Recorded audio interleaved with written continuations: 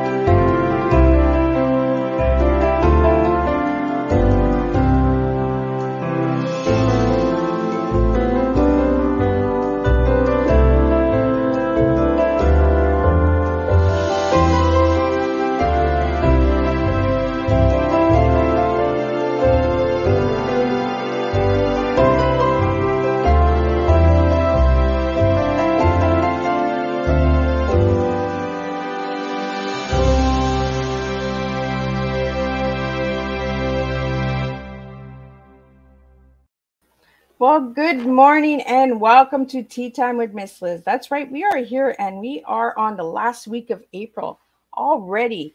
And we're going into May. The time has just flown really by fast. This morning, I have an incredible guest sitting in the back in the studio. So I want to get right into it. So we're going to jump into the disclaimer. We're going to do a quick little bio. And then we're going to bring in Frances Altman. That's right. She's going to be talking about her book that she wrote called Destiny's Daughter on Mary Edwards Walker. If no one knows about Mary Edwards Walker, you will know a little bit about her tonight, this morning, this afternoon, and this evening, wherever you may be tuning in, a little bit on her. And you're going to really be blown away by what you're going to hear today on today's show. So we're going to do the disclaimer, and then we're going to get into the incredible guest that's sitting backstage because she's super excited, and I'm super excited. I'm all giddy this morning. So the disclaimer for Miss Liz's Tea Time live show. Miss Liz myself is going live using StreamYard. Before leaving a comment, please grant StreamYard permission to see your name at StreamYard.com. Please be advised that the content brought forward for any Tea Time show hosted by myself, Miss Liz, is always brought forward in good faith. However, may bring forward dialogue and opinions that are not representative of my platform. The facts and information are perceived to be accurate at the given time of airing. All Tea Time guests and audience participants are responsible for using their good judgment in taking any action that may relate to the discussion.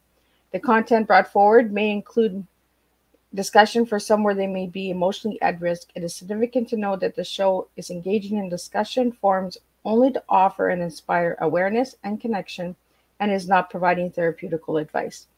If you have any questions about the disclaimer or the panelist discussion, you may freely contact me, Miss Liz, through my email at bookingmissliz@gmail.com. Moving forward, should you choose to voluntarily participate in today's show in any aspect, I myself, Miss Liz, welcomes you. And should you decide that the show is not made for you at this time, I myself respect your wishes and will see you at a later show at a later date and time. And again, all Tea Time shows are done on Thursday this year in 2023, unless it's a rescheduled Tea Time.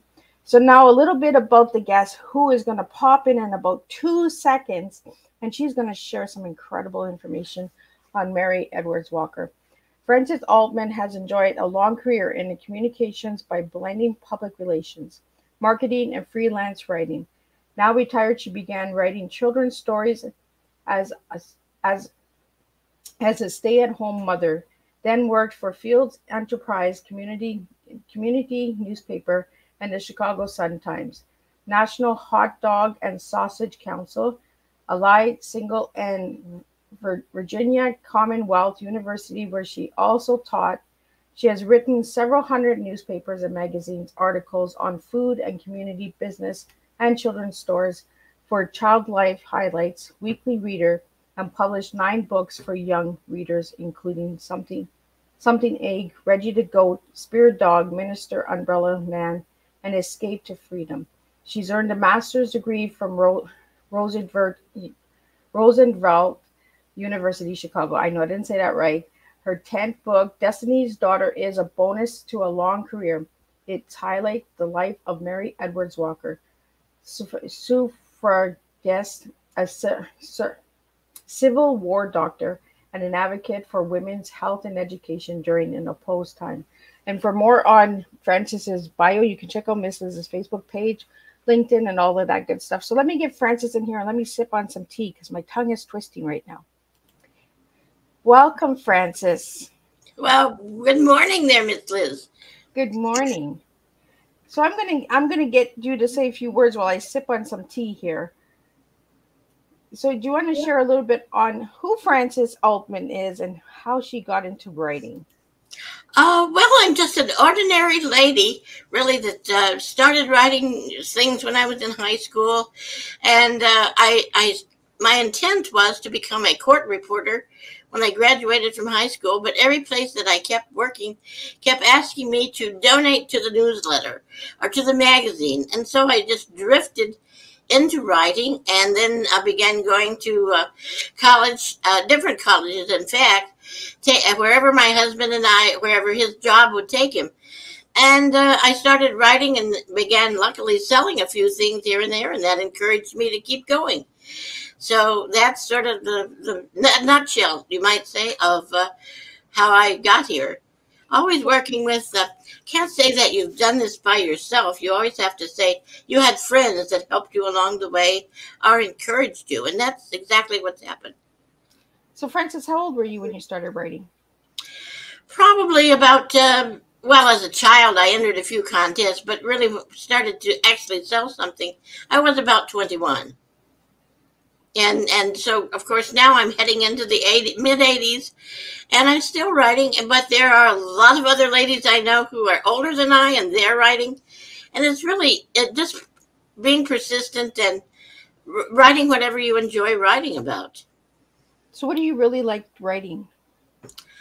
Well, that's a good question. I keep jumping around to different genres. I tend in the longer material to go into a historical fiction. That's but this one, of course, is following a real person and using a real historical information, which was along many years jumping around and accidentally finding things that kept me going on this topic. But for the most part, I enjoy doing a short newspaper article, magazine article, just as much as doing something longer. So let's get into who is Dr. Mary Edwards Walker?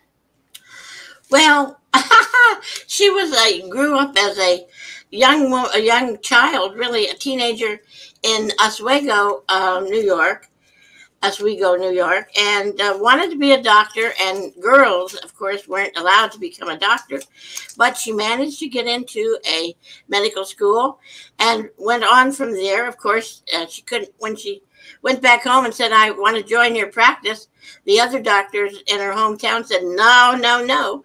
So she took up nursing and being a doctor on her own by going to Washington, D.C. at the beginning of the Civil War, when they were bringing wounded back into what they called the Indiana Hospital there in Washington.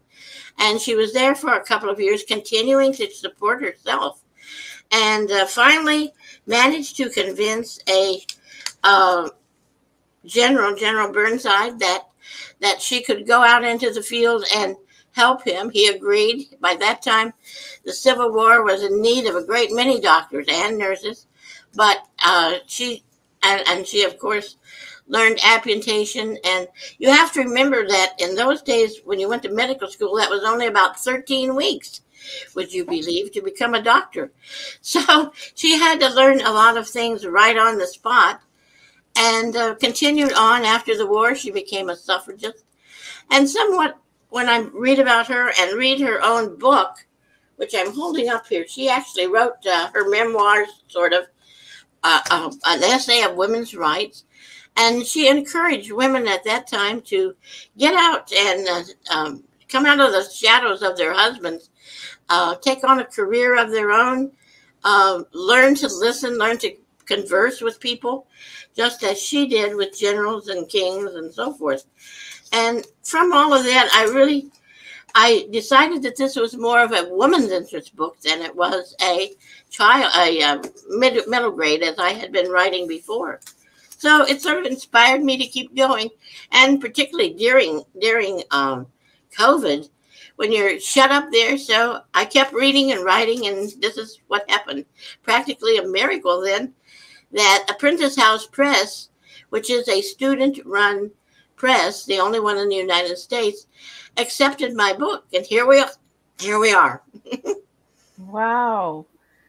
She sounds like a woman, a real role model for strong, independent women. Yes, I found that's what I found encouraging about her story. There are other history books about her, some very good in-depth ones, but I wanted to bring out her personality a little bit more.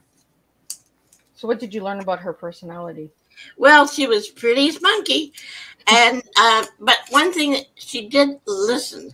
She listened, and I find that conversation sometimes seems to fade away because women maybe particularly become spontaneous, and you reply back too quickly.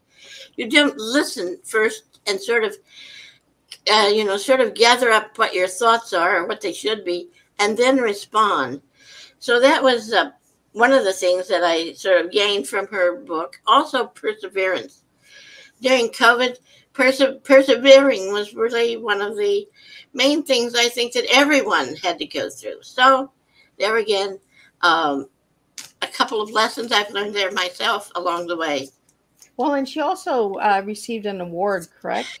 Yes, she did. And that's an interesting because she was actively accepted into the Army for probably only a few short years, 2 or 3, and but her real on the field battlefield experience came in her earlier years there, where she was out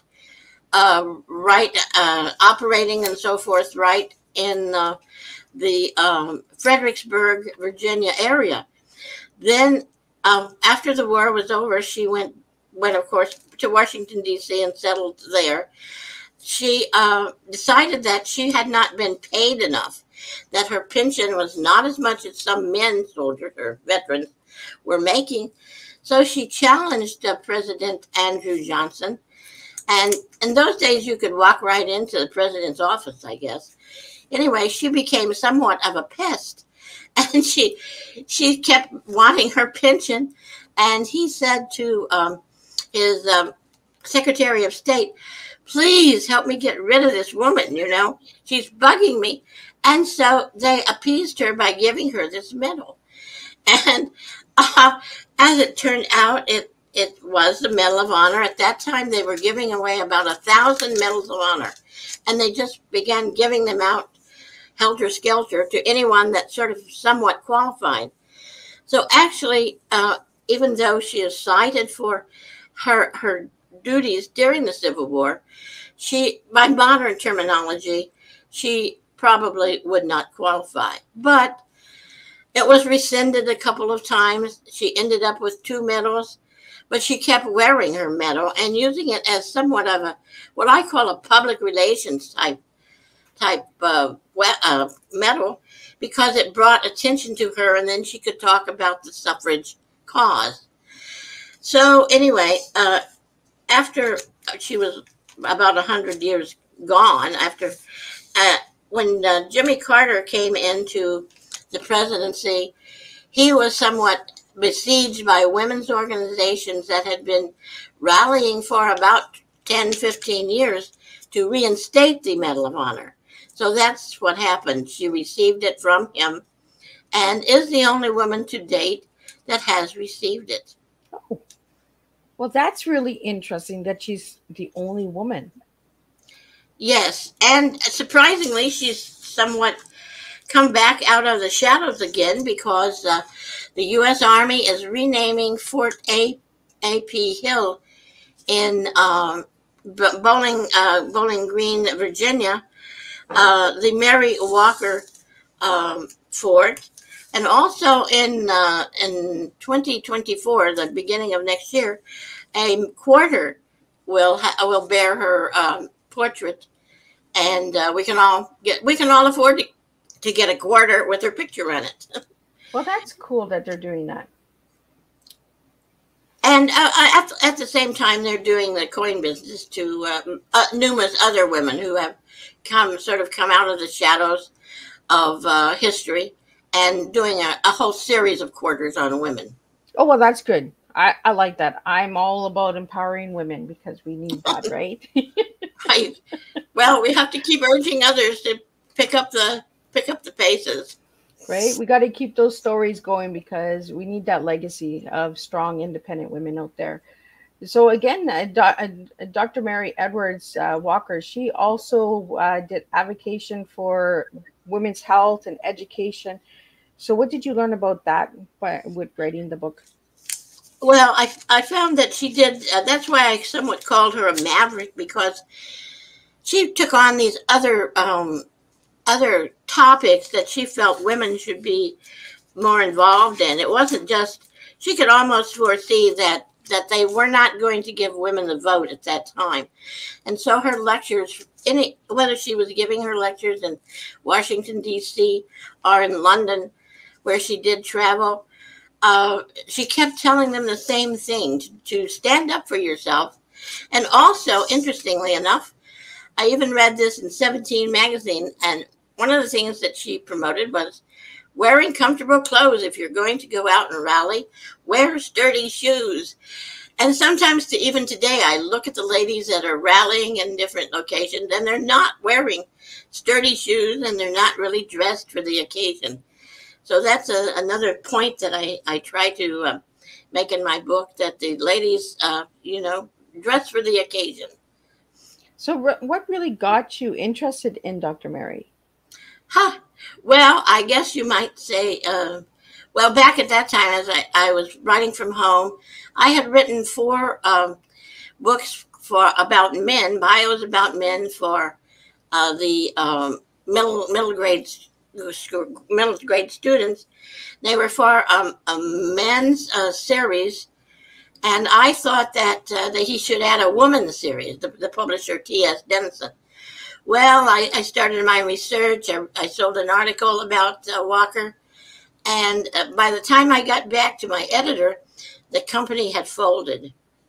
Oh. So she went. The whole manuscript went into into your box, your savings box, and I went on in another direction in marketing for the National Hot Dog and Sausage Council. Oh wow! Transferring from actually writing for newspapers into a more marketing position.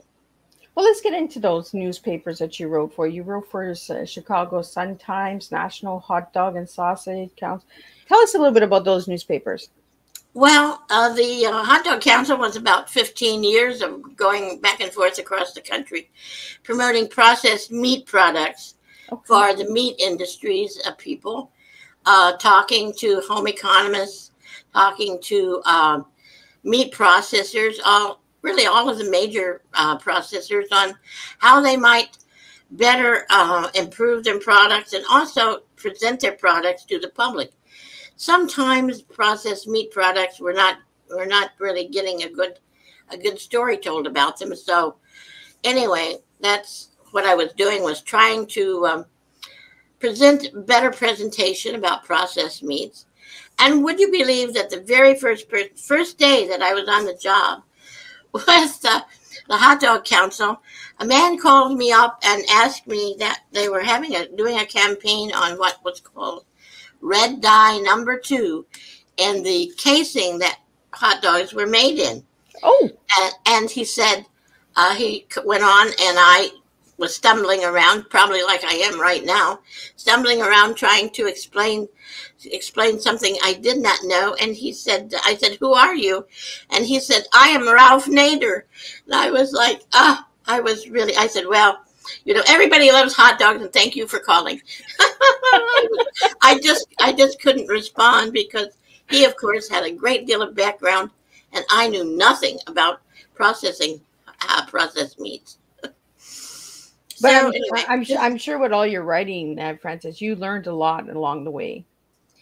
Yes, really. To try and double check nearly everything that you write, to be confident that it is correct and mostly correct. I try and check everything with a couple of, particularly on this book, check everything with a couple of supporting materials, and you know, really present a good presentation if it's possible. So tell us a little bit about Chicago Sun-Times. How long were you there? Well, the Sun-Times owns Field Enterprises. At the time did. So I was sort of working my way up from starting out doing some editing for them, pick it up, take it home, edit it, and bring it back. And one day they said, gee, the woman's editor, which they had women's editors in those days that were before they printed the woman's page. And that was bridal information and club information and rewriting a lot of stuff. And they said, we'd like to offer you this job. And I took it because my children then were up starting into school. And, you know, they let me adjust my time very graciously. And I worked my way up through a couple of their suburban newspapers. And then eventually with one of their supplements that was with the Sun-Times. So Frances, could you tell us a little about freelance writing? Yes, freelance writing is where you write what you want to write or find a topic that's newsworthy, and then you sort of send inquiries to different magazines, different newspapers, and so forth, asking them if they would be interested in your story. Then if they okay it, you go ahead and finish it up. It's really a very difficult business because you have to go through these different stages. Many times once you have become acquainted with an editor, they will assign you a topic, and that's what's best, what works best. If you can become friendly with, starting with community newspapers is a good place to start. So if anybody wanted to get into writing, Frances, what 3 tips would you give them? Well, be sure that it's properly written with good spelling and an interesting beginning, and you feel that it would interest people. Then, of course, you have to go ahead and research the publication that it fits with, and then just be patient, because so many people feel that you can just sail in there. Well, it takes a long time and a lot of relationships. I also suggest that anyone interested in writing become affiliated with writing groups. I belong to the Maryland Writers. There's things like the National Federation of Press Women, National Pen Women, and those organizations that have monthly workshops and will help you gain confidence. And of course, anytime that the colleges offer different types of, if you're not working particularly on a certain degree, most colleges have communications type programs, how to be a journalist, journalism 101, things like that. I think that you do have to get some type of formal instruction from someplace so that you know how to prepare your material to present it to an editor. So we have a question here for you, Frances. They want to know about the Child Life Highlights and the Weekly Reader. Well, those are 2 children's publications that I think one of them Highlights is still available. And you write your story and you submit it. Of course, now you can now do that electronically. And if you'll go to that magazine, they usually tell how you can submit your piece. And you have to do this follow-up. And usually you just send a part of your information and they'll say, yes, we want this topic. No, it doesn't fit. And many other publications like that are places that you can begin selling some of your stories. In fact, many of the religious organizations have magazines that you can also write for. Oh. Anywhere from children's stories through adult information. So you have to sort of ferret those out from buying magazines like Writer's Digest and Writer, and you have to consult the magazines. Many of those are available at libraries, so you don't have to subscribe. And what age do you need to be to write in these? Oh, any age. I don't think age keeps you from writing. In fact, it's one of the things that many people come to a senior center where I'm a member. They'll have writing classes where you can. I suggest journaling, for instance, even for any age person. If you want to start writing, start jotting down little pieces of writing in a book and polishing them, so to speak, writing and rewriting. That's another thing that sometimes becomes difficult for us. It's sometimes hard to take that someone says, well, your piece needs to be rewritten. And that means generally that it's not smooth flowing. And so sometimes you do have to rewrite publications, or something for a publication to make it more coherent.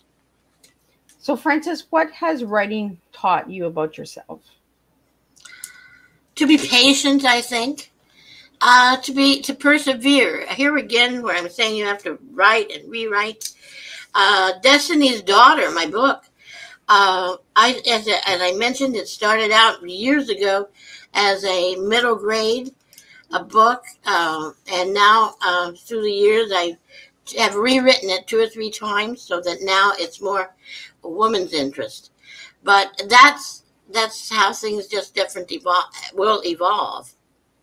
And you talk about perseverance. Perseverance. My tongue. I don't know what's going on with me. Resilience is maybe a better word.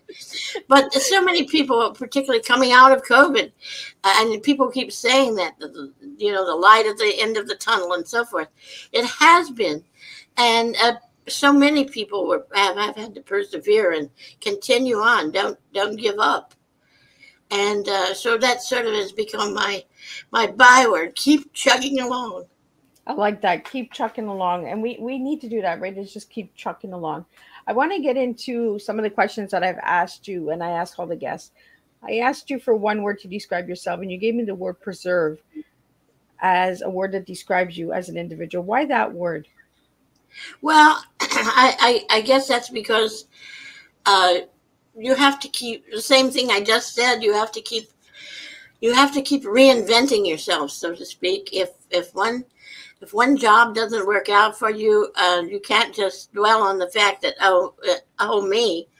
You really have to sort of restructure or reevaluate your skills and carry on the best you can. You can't just give up. And I asked you what your favorite color was, and you gave me soft blue. Soft blue, I think. Yes. I don't know. That reminds me of the sky, and for some reason, I just love blue. So does blue calm you? Is it a calming color? I think yes. I think it's very calming, and many of the items of clothing that I pick will have blue in it, and that type of thing. So I think that's my favorite color. So now I want to ask you, Frances, if I ask you what is your T, what 3 words would you give me today? Oh, you mentioned to me teaching and education. I really discovered teaching sort of later in life there because I had already been downsized from the Hot Dog Council. That was just a period in time when downsizing was sort of customary within public relations, particularly with companies. And I was downsized by both Hot Dog Council and Allied Signal, great companies. But and then I had a chance to start teaching. So my teaching came later in life, and I found maybe that was something I should have been doing much earlier. and let's see, TEA. What, I don't know.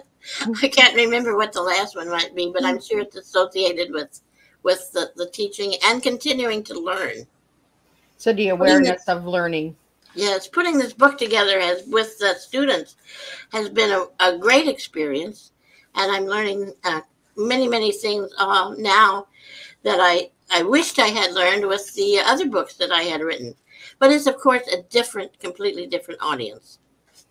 So, Frances, are you still teaching in the colleges? No, I retired about 10 years ago. And, yes and no, I just really retired from teaching online with North Central Arizona. But I was teaching many foreign students and military people. And teaching online, you have to be there 24 hours a day because you're teaching adults from around the world. So no, I sort of gave all that up. And now and then I do give a sort of 1 and 2 day type workshops, but mostly now with writers groups. So I have another question here for you. Why the name Destiny's Daughter for your book? A good question, and I should have done one thing that they tell writers to do, is to look up if there are other books written with that title. Well, I did not do that. I started out years ago saying, calling the book Dr. Mary for youngsters. And then I gave it another name, and I was using completely different dialogue and so forth. And as time went on, she began to seem like she was in the right place at the right time, and sort of a destiny type thing. And I thought, well, that works well, and that's why I kept the name, only to discover that, of course, there are other Destiny's Daughters that are on other topics. Yeah, I found that when I did some research. I was like, whoa, there's a couple of them out there. And that apparently Destiny is a very popular name right now. When you Google it under what is called Google Alert, you'll find that many people have named their children Destiny. And so you really learn a lot of things about other destinies. Absolutely. Yeah, because when I went and did some research on Destiny's Daughter, I was like, oh, there's other books. Oh, okay. And then I'm like, did she write these ones too? And I'm like, oh, no, they're different ones. So that's another tip if anyone's thinking about naming their book. Be careful there, and maybe in fact, there's whole classes on going to what kind of cover you should use and which direction your name should take, and there's all kinds of classes and Zoom programs that they'll direct you in different directions on all of these topics. And YouTube, just put your topic in, and you'll find someone discussing it. Well, that's a good tip. I never really thought of doing that. I do that with music, but I never thought of doing that with books. Everything. So how long did it take you to write the Destiny's Daughter book? Well, I would say I've been working on this one about over 20 years, because I was, from the first time I thought about it, fortunately, and maybe coincidentally, I kept moving to places where her name would pop up. I was near Syracuse University when I was traveling one time, and I discovered that they had, that was her archive. And I called them, and they invited me to come over, the ladies in the library. And they said, we have these 3 or 4 cardboard boxes here that you can dig through and, find information about her. I didn't have that kind of time. They did copy off many articles for me. I took them home with me. And then also when I moved to teach for Virginia Commonwealth University in Richmond, Virginia, I found that was where she had been imprisoned. And so that had quite a bit of history that I could absorb. And one thing that's very popular now with everyone that's writing historical type fiction, they suggest that you go to a place where that person has been and sort of begin to absorb some of the atmosphere that person might have absorbed. For instance, I've heard other authors talk about going to, well, Booth is a book where the author came to the Baltimore area and visited the childhood home of Booth that assassinated the President Lincoln, and she absorbed everything, trying to get in the feeling of how that family might have felt. Other museums now are also offering you the opportunity to go to their study and sit in a chair and maybe absorb some of the history of the person that was raised there. Oh, wow. So did you do that, Frances? Well, I walked up and down some stones. They still have, by the way, a lot of stony alleys and things like that there, and of course some buildings, and out into the at Warren, the Fredericksburg area, they have several sites on the battlefield fields where you can go and visit some type of a building, and there you can gather up some of the same feeling. You have to have a lot of imagination to do that, though. To be able to transfer it sort of into your book or whatever you're writing. So what age genre is this book for? Well, I would say that you could go anywhere from about 14 to 75, 80. Depends on, how historical minded you might be. And history right now, they say, that the book people tell you that history is more women are reading about history, particularly women's history, because we seem to have become encouraged to find out how the women of the past may have approached some of the same problems that we're now having. Do you see any change in any of the issues that maybe Dr. Mary brought to the table still today? Well, sometimes I listen to one thing that I did I found interesting was that a couple of years ago, when 2 or 3 of the younger senators, young women, came into the Congress, they immediately spoke back. I mean, they responded with answers very quickly, and they have now, it seemed, learned to maybe bite your tongue now and then and think about how you're going to respond. So I think that's maybe one of the best hints that I took from her, was maybe study up on what you're going to say.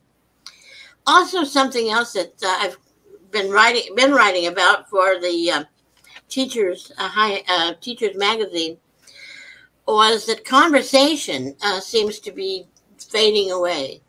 We don't have the opportunities now, many times, to have a back and forth debate or conversation with people.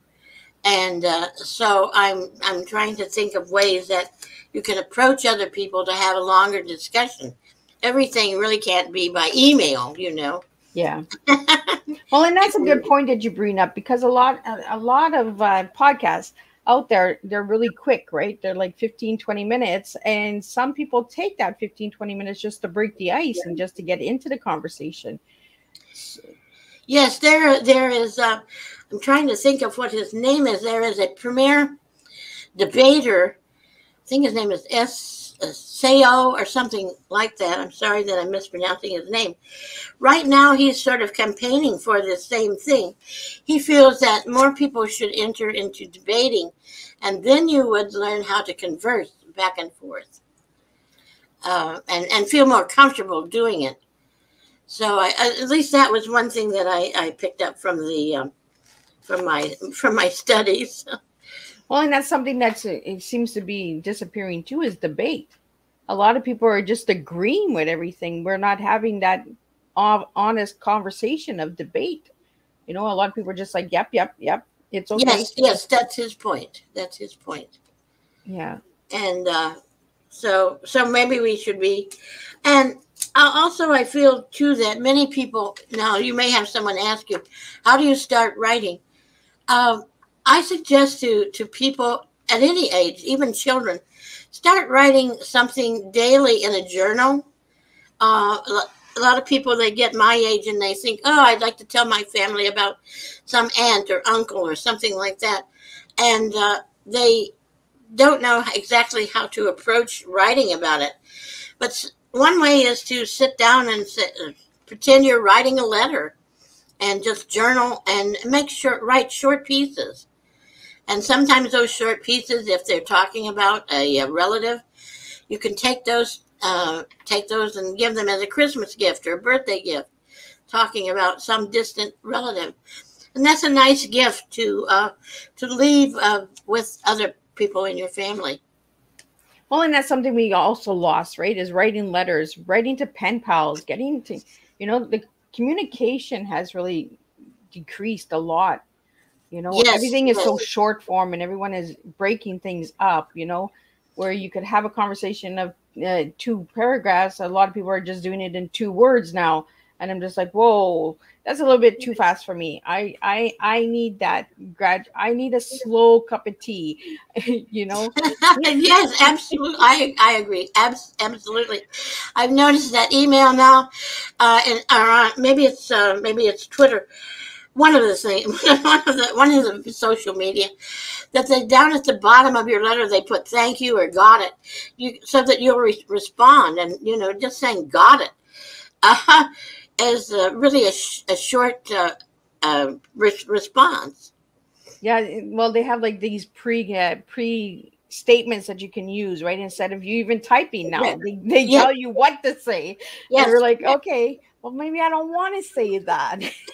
Well, maybe you want to say something that sounds more familiar, Well, more personalized. I like personalizing everything. Like all of my emails, I don't like cold calling. Like anybody that cold calls Miss Liz, your email is automatically going in the garbage. Make it personal. Take the time to actually reach out. I know that we're all busy and life is hard sometimes, but that personal touch does go a long way. So I want to get into, you mentioned that Dr. Mary's was in prison. Yes, for 4 months. She was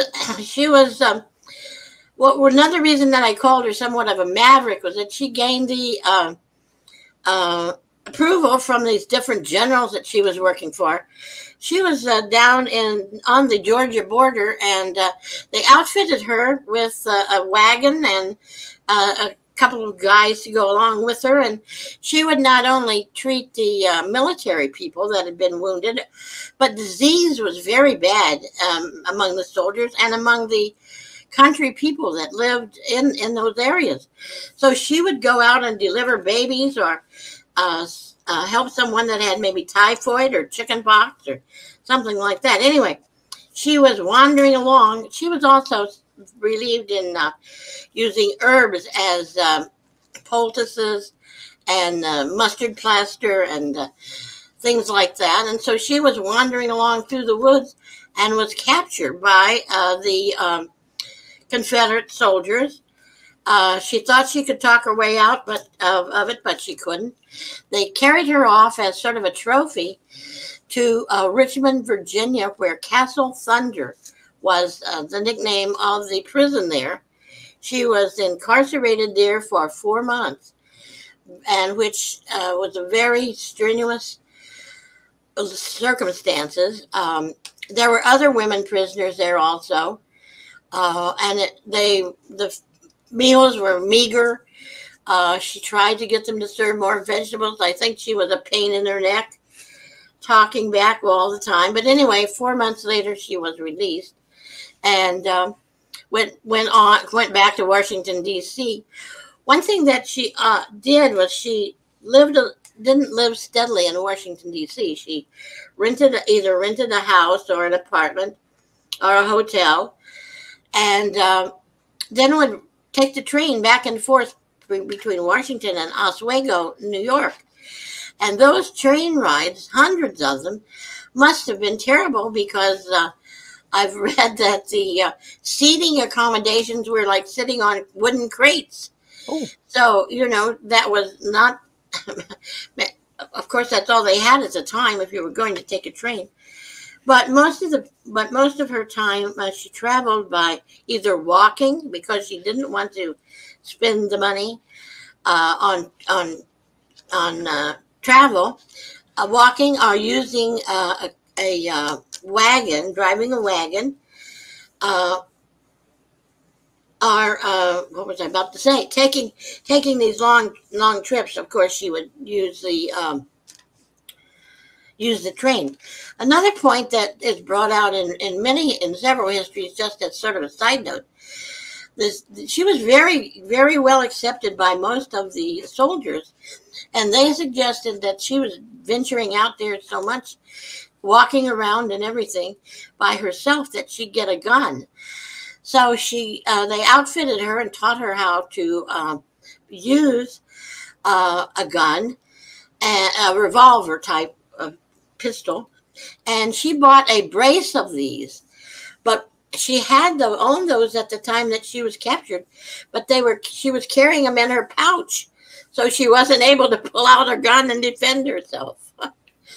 But I will say, overall, she was quite a character from childhood on. I mean, always being very independent, and at least that's with her own book. I'm not imagining these things. I got that feeling by reading her own book, Hit, which they still sell, by the way, and gaining a lot of firsthand information. And since the book is in the public domain, you can, of course, copy and put into my book many of her sayings. well, that's cool that her book is still available. Yes, from Amazon. I don't know who gets the royalties on it after 156 years. But anyway, and there's another couple of other companies that have reprinted it. So did you find any family members that were still alive? No, I didn't really go that far because I think I don't know that. Yes, they mentioned them. They mentioned other people that knew neighbors in the Oswego area, that type of thing. I have talked to the historians and at the Historical Society there, but no, not anyone firsthand.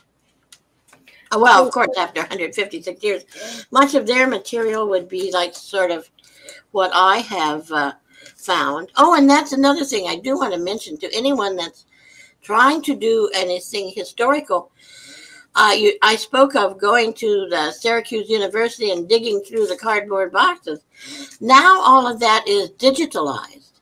Oh, So you can sit at home in your comfortable chair and access, well, I'll use them for an example. They have tons of all of that material, thanks to volunteers probably, who have now put that on tape. So you ask permission and sort of sign in and become a member of the family there, and you can go access all kinds of bank books and stories and all that type of thing. so what has changed so much that you're like blown away with journalism? The digitalized, I think, is that so many things, particularly if you're talking about history. I did a story about 2 years ago about someone that was using a grist mill. And would you believe, I Googled it, and there they told me how there was a sample of George Washington's grist mill, a restoration, and you could actually see how it operated. I mean, so sometimes you're not able to go to a place to do an article. There's a piece of information about it somewhere in the computerized world that you can call up and learn everything you wanted to know about it. So Frances, out of all of the articles that you've written in your lifetime, do you have a favorite? Well, I have some favorites, but one of my most interesting was back in my newspaper days. Sometimes I wrote an article about the Interior Decorators Club had gone to a mansion and had restored its in each room. They had redecorated it, and that was, of course, a charity tour, that type of thing. And in my article, I kept referring to the owner as deceased, or called him the late John Smith. And would you believe that after it printed and came out, the man called me up and said, I am the late John Smith, that he was not deceased. And I was very apologetic about that. So, that taught me a great lesson, was to pay attention, to not be so careless. And that's one of my better stories on that. And the fact that sometimes writing will put you accidentally in contact with someone who really is a celebrity, or a movie star or whatever. And I found some of those stories to be very interesting. I met Barbara Egan, who Genie in the Bottle, and had good conversation with her, and found that many of these people were people just like you and I, and you can have a good conversation with them. I like that you said that, because I say that all the time, right? Celebrities are people too. They're individuals. They, people seem to forget that they're just like us. It's a job title that they're, and they make a lot of sacrifices, and I think we seem to forget that. Yes. And the one thing too is you don't want to have your autograph book. I don't think I have any autographs from anyone that I really talked with or reviewed their play. Often when you're out in the Heatherlands, you can they'll do a play. There'll be a celebrity come in and do a play or something, and you'll be able to talk with them. And I never felt comfortable jerking out something for an autograph. So I don't have any autographs. I used to have an autograph book when I was 13 years old that I was running around, and I think I got like 4 autographs when I was at Canada's Wonderland from Days of Our Lives superstars. Oh, they were there. And I had the biggest crush on Bo Brady. And then as I got older, I was like, why did I even like that guy? Yes. And now between the people, if I had their autograph, my granddaughters wouldn't even know who I was talking about. But I think that's how we keep the stories alive, is by sharing them, right? And putting them out there. And like you said, writing a letter, you just never know what story you can write, a history letter and that. So Frances, I want to get into, you received an award here for business leadership. So I want to speak a little bit about that. Our hour is running by really quick this morning. And then I want to get into what you're doing with the seniors and technology before we wrap up.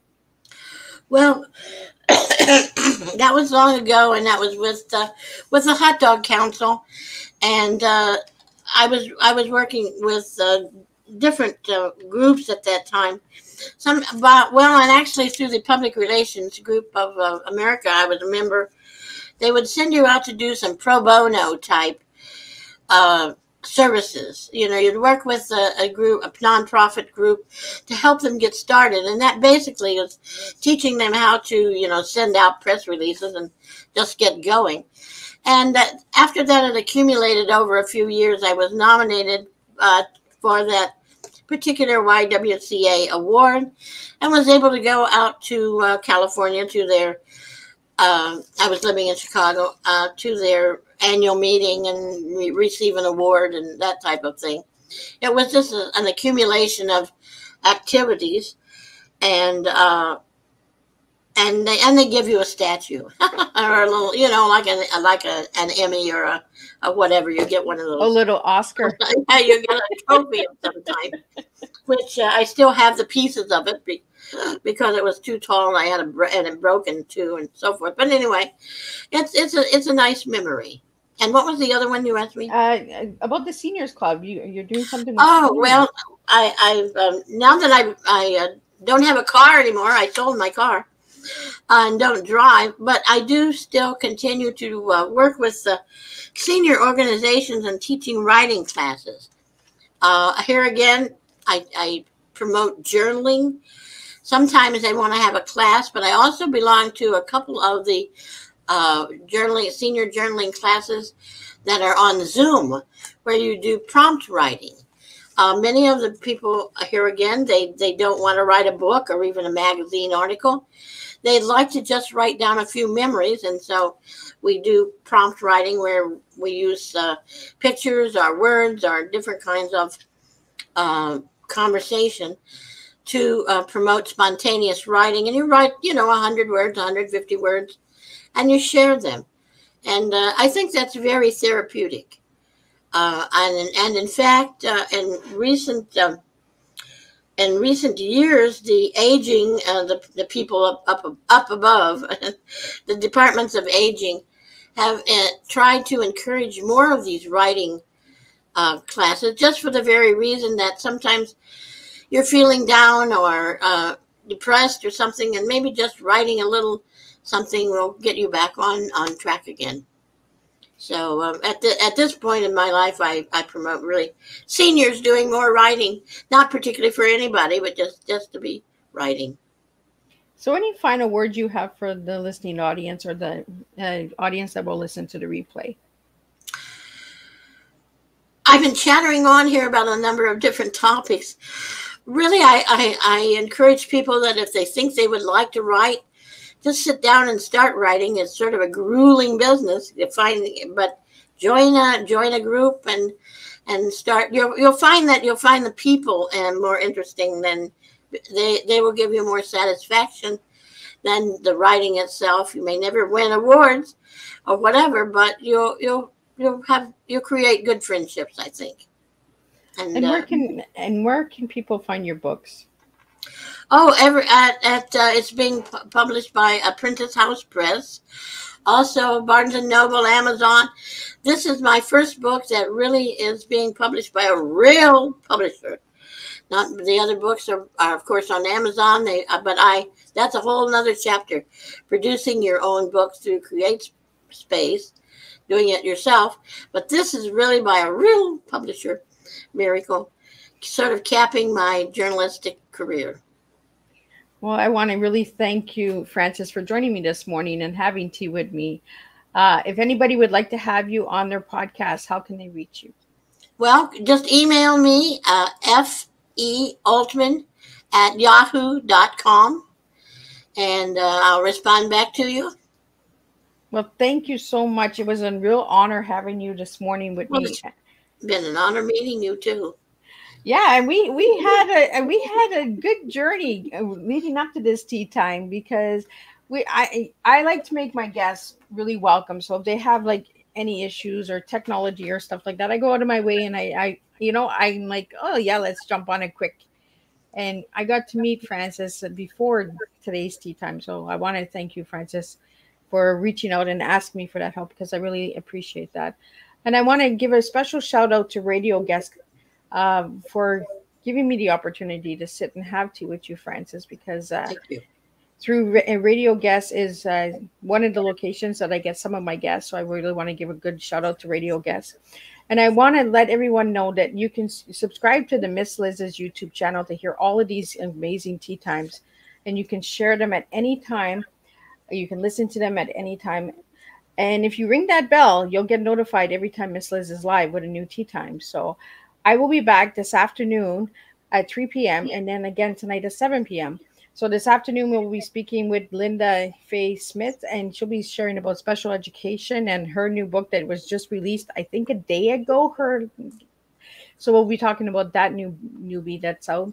And then I'll be talking with Claudia Brown, who's coming in with holistic healing, and she'll be talking about healing from within. So we have some really incredible topics. So again, I want to thank you, Frances, for joining me. And I want to thank you, all the supporters and all the questions that come in. And make sure, if you'd like to know more about Miss Liz, check out the website at www.misslizsteatimes.com. And if you'd like to know more, check out the link tree. It's all there. And I'm going to wish everyone a good morning and good afternoon and good evening, wherever you're tuning in. And I will see everybody back at 3 p.m. Eastern Standard Time today for the second tea time. And Frances, don't leave. I'm just going to wrap up the live. Thank you. And again, thank you so much.